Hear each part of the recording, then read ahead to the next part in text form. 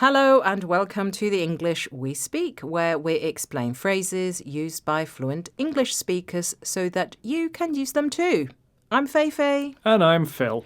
And why have you got such a big bag with you, Phil? Well, I've been dabbling in painting recently. I've bought some paints and brushes. Paints and brushes. You've just said that you're dabbling in painting. So let's learn that phrase. If you dabble in something, it means that you're not doing it very seriously. You're just having fun. Yes, we often use it to talk about hobbies, particularly creative ones. I dabble in writing sometimes. I'd love to write a book one day. Is there anything you dabble in, Feifei? Well, sometimes I dabble in playing the piano, but I've never been very good at it. Let's listen to some other people using this expression. I've always loved painting, but I've never dabbled in sculpture, so I think I'm going to give that a try. I love all kinds of music, but I've never dabbled in jazz. I think it's time. I really love cooking, and I think I want to dabble in baking for the first time too.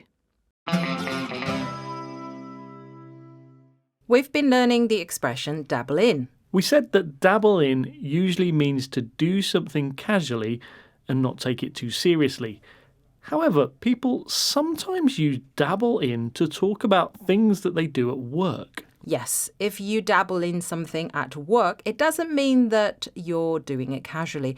It might be because it's just a small part of your job, or you might be saying it because you're trying to be modest. I could say that I dabble in a bit of web design at work, but that's because I'm not a web designer. Phil, are you being modest? Well, we hope you're not dabbling in English. If you want to take it seriously, come back next time for a new expression. See you then. Bye. Bye. Hello and welcome to the English We Speak, where we explain expressions used by fluent English speakers so that you can use them too. I'm Feifei and I'm joined by Georgie. How are you, Georgie? I'm pretty tired today, Feifei. My mum roped me into doing lots of gardening at the weekend. I should have said no because I didn't really have much time, but she can be very persuasive. Oh no, you were roped into doing gardening. Now, I know what a rope is. It's like a very thick piece of string, but some of our listeners might not have heard it used as part of a phrasal verb. So, Georgie, what does it mean to rope someone in? Well, it means to persuade someone to do something for you, often when they don't really want to do it. So, my mum roped me into doing lots of gardening at the weekend. She persuaded me when I didn't really want to do it. It might help to think about this visually. It's like the persuader is throwing a metaphorical rope around the other person to bring them into the activity. Right. And Feifei, when was the last time you were roped into something? Oh, I was roped into organising this birthday party. It's taken 3 full weekends. I think it's time to hear from our BBC Learn English colleagues. I can't come to drinks tonight. Sarah's roped me into helping her move into her new house. I offered to make a cup of coffee for a colleague, and before I knew it, I got roped into making one for the whole team. I visited my parents at the weekend, and my mum roped me into cleaning out the attic. So unfair. Now, let's talk about how to use this phrasal verb. We've said rope someone into an activity when the person persuading the other is the subject of the sentence, in other words, an active sentence. So your mum roped you in to doing gardening. Yes, but this phrasal verb is very commonly used in the passive form, to be roped into something. It's commonly used as a complaint that something is being done to you. I was roped into doing loads of gardening at the weekend. Yes, and I'm always roped into organising things. So annoying. Okay, let's recap. We learned rope someone in, which means to persuade someone to do something for you. Thanks for joining us. Goodbye. Bye-bye. Hello and welcome to the English We Speak, where we explain phrases used by fluent English speakers so that you can use them too. I'm Feifei. Hey everyone, I'm Phil and I am so happy. Oh, how are you so bouncy at the start of the week? Can you dial down the energy? I'm getting a little tired just listening to you. Okay, I'll dial it down a bit. And actually, that's what we should learn in this programme.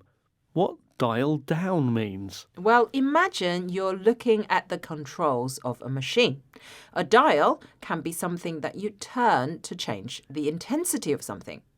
Dial is also a verb, so if you dial something down, you reduce its intensity. Now, you told me to dial down the energy.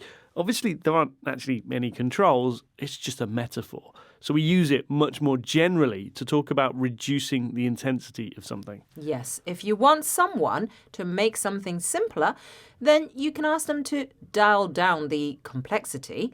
If you want to resolve an awkward situation at work, then you might ask people to dial down the tension. Okay, listen to some more people using the expression dial down. Okay, kids, it's getting really noisy in here. It's time to dial down the volume. Wow, this curry is so spicy. Can you dial down on the chili, please? Ugh, he's always so arrogant in meetings. I really wish he'd dial it down a bit. We've been looking at the expression dial down, which means to make something less intense. Informally, we can also use dial back to mean the same. Yes, a shop might decide to dial back the number of discounts they offer if they need to make more money. And don't forget that the opposite of dial down or dial back is dial up. Yes, for example, a sports team might decide to dial up the pressure on their opponents to make sure they win a game. And if you want to dial up your efforts to learn English, make sure you come back next time. See you then. Bye-bye. Welcome to the English We Speak with me, Phil. And me, Fei Fei. We have an expression which means to carefully plan an idea. It's cook up an idea. Cook up an idea. So are there any ideas that you've been cooking up, Phil? Yes, it's my son's birthday soon, and I'm trying to cook up a party idea that he'll really like. Children can be hard to please, so I hope you can cook up a good idea. Don't worry, I've been thinking about this for months. It takes time to cook up an idea this well. It's going to be a surprise party. Oh, I love surprise parties. I threw a surprise party for my parents last year. It was amazing, but I spent a long time cooking up the idea. It's a great expression because it sounds like you're putting lots of ingredients together to make something special. Yes, sometimes you need a lot of things to cook up an idea. It can be hard work. Let's hear some more examples. Don't disturb her. She's working on her own to cook up an idea for our project. You've always wanted to start up a company. I'm glad you've managed to cook up this idea. I didn't know how we were going to see all those places in one day, but I hadn't realized Paolo had been cooking up a plan. It was amazing. You're listening to the English We Speak from BBC Learning English, and we're learning the expression cook up an idea, which is an informal way to say to carefully plan something. You can cook up an idea or cook up a plan. The word cook is important because it implies that care and effort have gone into the plan. You could say that the best plans have many ingredients and that you have to combine them in the right way. That's why the best ideas can take some time to cook up. That reminds me, I've got a couple of friends visiting and they don't really like each other, but I've cooked up a plan to get them to speak to each other. Well, I hope it works, and we'll see you next time. Bye. Bye. Welcome to the English We Speak with me, Phil. And me, Fei Fei. We have a phrase that's about trying to find out what someone thinks, often without them knowing. It's sound out. Sound out. How do we use it? I've got an idea for a new podcast. I need to sound the boss out about it. Why don't you just ask him? What do you mean by sound him out? I'm going to ask some questions to see if he's looking for something new and what he might be looking for. Then I'll be able to tell if my idea could work or if I should change it a bit. I don't want to just ask because I'm not sure if my idea is a good one or a bad one yet. So we can use sound someone out when we are trying to find out what someone thinks indirectly. Maybe we don't want to let people know exactly what we're thinking. If you're coming up with a plan, it's a good idea to sound out what the people it will affect think about it. Then you can adjust your plan before presenting it to them. Have a listen to these examples. Before we start working on anything new, we should sound out what our customers think about our existing products. They sounded me out about the job before they actually offered it to me. I sounded out some of her friends about what she liked before asking her out.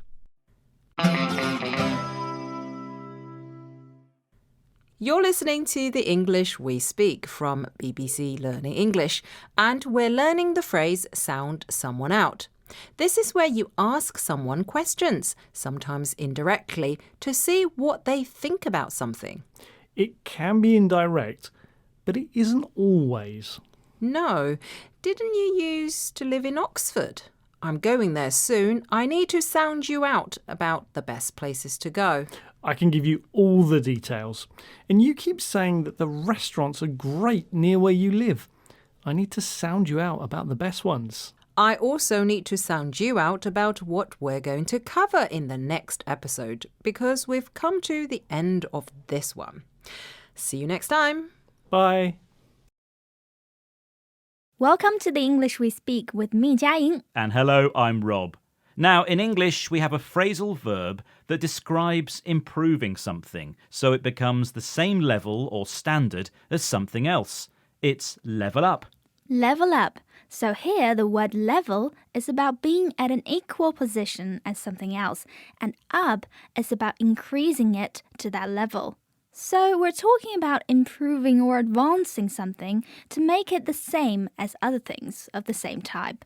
When we level up, it's often for things that are important and serious.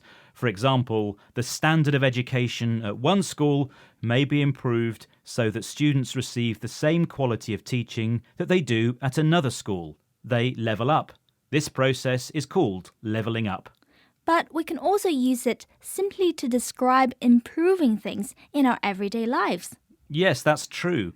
I want to level up the clothes in my wardrobe so I look cool and fashionable, like everybody else. Good idea, Rob. You look so last year. Anyway, let's hear some more uses of level up. The company has levelled up wages for its staff to match those of a rival business. Our team needs to level up if we stand any chance of beating our opponents at the weekend. We're levelling up our training scheme so that everyone gets the chance to use it. This is the English We Speak, where we're talking about the phrasal verb level up. It describes improving something so it's the same level or quality as something else. And remember, we can talk both about levelling up something important, like the economy, or something more personal, such as your foreign language ability. Jiaying, if you level up your Spanish, you could come to the conversation club with me. Not yet. I've got some leveling up to do. Time to study first.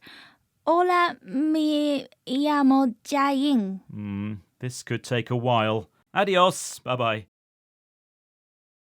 Welcome to The English We Speak with me, Phil. And me, Fei Fei. We have an expression that is about showing people how to do things or explaining something to them. It's walk someone through. Walk someone through. When would you use this? It's most commonly used at work. It means to guide, explain, or practice something step by step. So, if there's something new and you don't know how to do it, you need someone to walk you through it. I remember when you started working here, we had to walk you through everything. Luckily, it's all on computers, so there wasn't much actual walking at all. No, it's not really about walking. It's about doing everything slowly and carefully, one step at a time together with someone else. We often use it with different processes. As you were saying, it's very common for when someone starts a new job. Well, until you walk someone through something, they never really understand it properly. It's good to look at each step in turn. True. As well as processes, it can also be used more generally to mean explain something carefully. Listen to these examples. We need to produce this report every week. Don't worry, I can walk you through it. There's a lot of information here, but I can walk you through what it all means. It's going to be a really busy event, but I can walk you through what's going to happen. You're listening to the English We Speak from BBC Learning English, and we're learning the expression walk someone through something, which means guide someone through something. It's a verb, but there's also a noun that comes from it. We can talk about a walkthrough. That's a practice or a demonstration of something. So after you've walked someone through a process, they can do a walkthrough so you can see if they understand it. Well, hopefully now we've walked you through how to use walk someone through. Let's stop here. See you next time. Bye. Hello and welcome to the English We Speak, where we explain phrases used by fluent English speakers so that you can use them too. I'm Feifei and I'm here with Phil. Hello. How are you, Feifei? You look tired. Oh, that's a bit rude, although it is true. I have a new neighbour.